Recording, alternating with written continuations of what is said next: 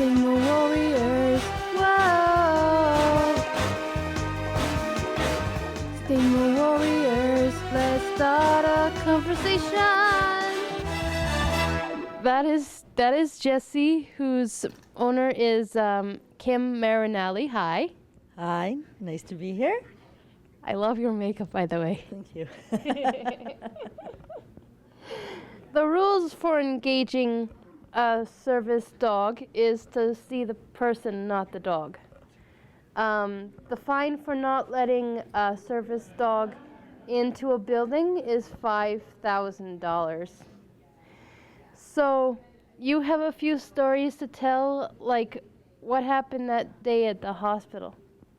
Yeah, a lot of times is people aren't aware of the service dog rights because we, as service teams, the dog and the handler become a team under the law. So we have human rights. And our right is to be able to go anywhere where the public can go. How does your service dog assist you?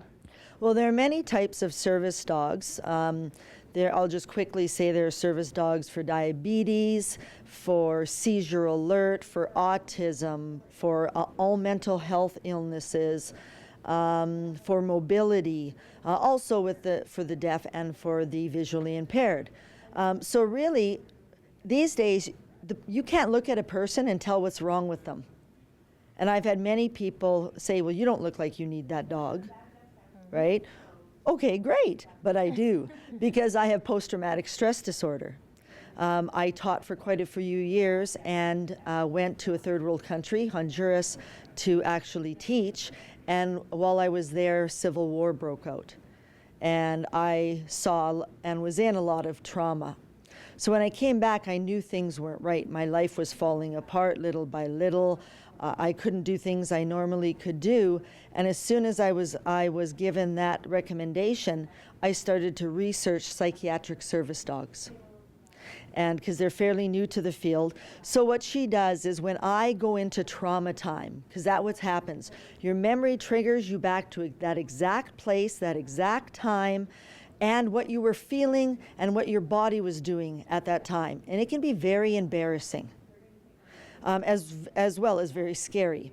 So what she'll do, when I do that, I release adrenaline and I release cortisol into my bloodstream.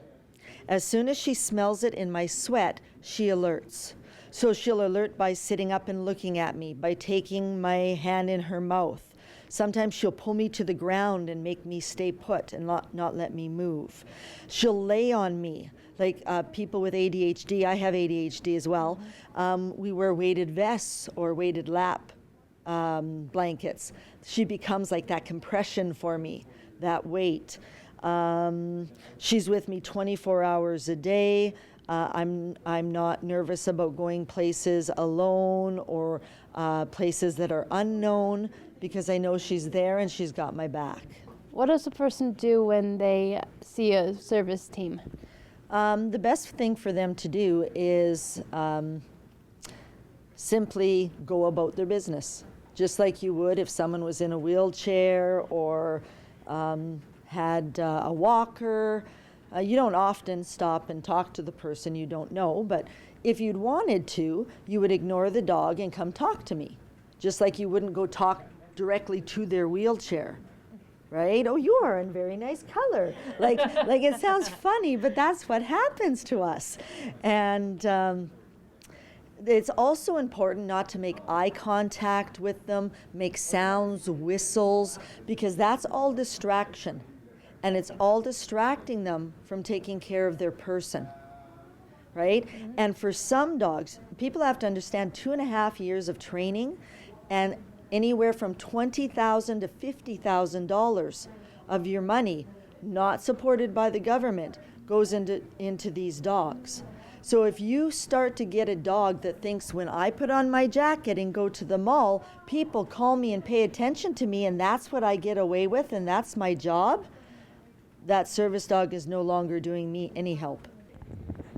Thank you very much. And remember, don't see the dog, see the person.